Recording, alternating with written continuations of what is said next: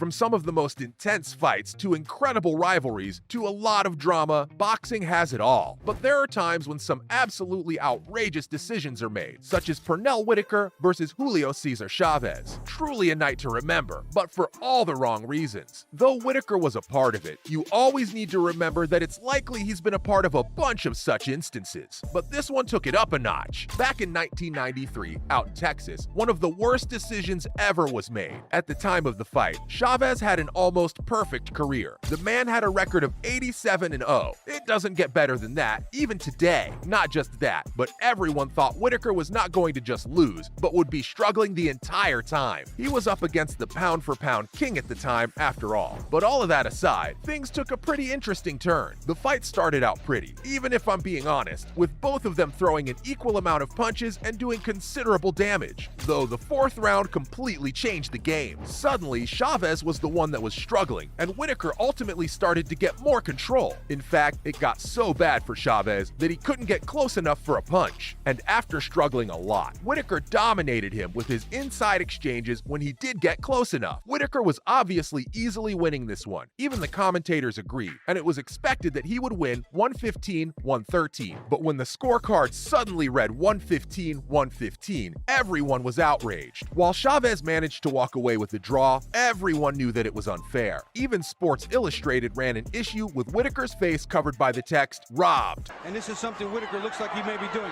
See it? Hit and hold on. If Chavez, the else Pernell does is roll with the punch as well, so it minimizes the shots. A good right hook. Good right hand. But even that's nowhere near as wild as Shannon Briggs versus George Foreman. This one was just pure amateur hour, especially from the crew's side. In fact, everyone was able to clearly see just how bad that decision was, and the entire crew of judges got a lot of criticism for it. But here's how it went down. Foreman was up for his last career fight ever in 1997 against the only Shannon Briggs. Both of them really wanted to get their hands on the lineal heavyweight championship, and the fight was actually going in his favor. Most of the time, Briggs couldn't even find room to breathe in and was completely dominated by his opponent. Everyone could clearly see that, but apparently, the judges thought otherwise. So of course, they went against what was obvious, and Briggs ended up winning the fight. Steve Weisfeld scores the bout, 114-114. He has it even. Lawrence Layton scores the bout 117-113, and Calvin Claxton has it 116-112 for the winner by majority decision and new linear heavyweight champion of the world, Shannon Briggs.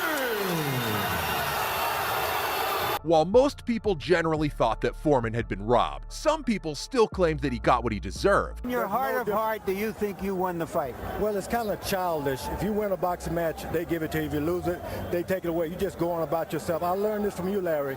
The only thing count is tomorrow. Why's that? Well, they went back to his fight against Axel Schultz back in 1995, a fight that he was clearly losing, but ended up winning. Could it just be karma? The fighter clearly found that out the hard way. That brings me to Nikolai Valuev versus Evander Holyfield. This one is actually quite interesting. Why's that? Well, simply because the 46-year-old legend was up against a 7-foot-tall giant, a legendary matchup between the oldest heavyweight champion to have ever lived against the tallest one. Though everyone knew that it would be pretty one-sided. Either Valuev wouldn't let his opponent get close, or Holyfield would slip in and destroy him. But sadly, it turned into one of the worst fights you've ever seen. Holyfield was completely dominating the giant the entire time, and it was obvious that he was the winner over here. Not just that, but it's the same story in every single round, so it never really made sense just how Valuev ended up winning. But if I'm being honest, there had to be a winner because it's a sport, and someone needs to win. If it were up to me, you'd get a big old draw. But if anyone deserved to win that fight, it was Holyfield, and he was robbed of one of the best titles in his career. And still, wow, WBA this is heavyweight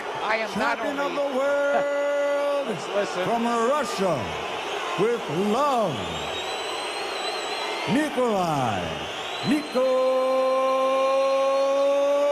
Valuev. On the other hand, you've got Park Si-hun defeats Roy Jones Jr. It really doesn't get worse than this fight. I mean, it's just an absolute joke and a disrespect to the sport. It was such a big deal that along with the obvious public uproar that it caused, the Olympic Committee had a proper investigation around it. Turns out that the only reason the judges favored the Korean fighter was absolutely disgusting. They'd been dined and wined by the Korean Olympic organizers to sway things toward them. It's pretty self-explanatory as to why they would want to do that. But it cost Jones, one of the best professional fighters out there, a lot. He almost got a gold medal right at the start of his career back in 1988. Though, that hasn't stopped him from having an incredible career. Even before the fight started, the fighter hadn't lost a single fight in the entire tournament, and it was obvious that he was the true winner. But in the end, he lost to Park, even though he was winning by an incredible 86-32 count, all because most of the judges claimed that Park needed to win. It's arguably one of the biggest robberies in the sport's history, and shows how easily boxing can return to its troubling past.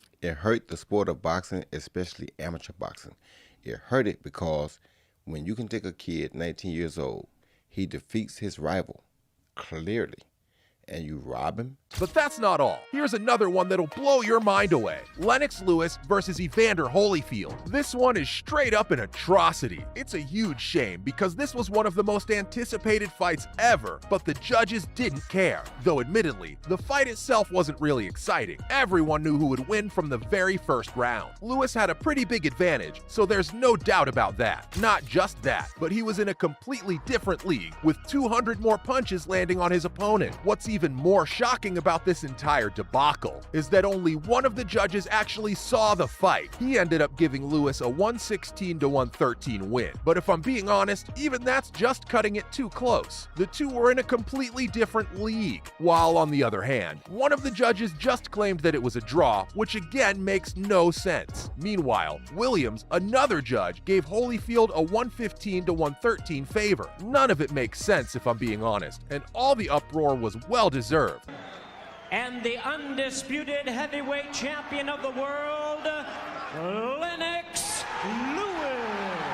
And finally, there's Timothy Bradley versus Manny Pacquiao. This is probably the one that most fans of the sport are familiar with. You might have been waiting on this one since the start of the video, and it's finally here. I mean, who could forget about Manny, one of the biggest names in the sport, to be stripped of a win right at the very end? It was such a big deal that for the longest time, people just stopped respecting any kind of decision that judges would make. And it's not even like fan support was one-sided. They would have been happy with whoever won a fair fight. Sadly, that wasn't the case here, and Manny ended up losing with two judges vouching for Bradley, and the third judge only said that it was a draw. It's pure rage fuel, so much so that the WBO had to have the fight rescored by 5 different officials. Even to them, it was clear that Manny should have won, and all of them agreed, but it was just too late to fix anything by that point. That's been a look at some of the worst decisions in boxing history.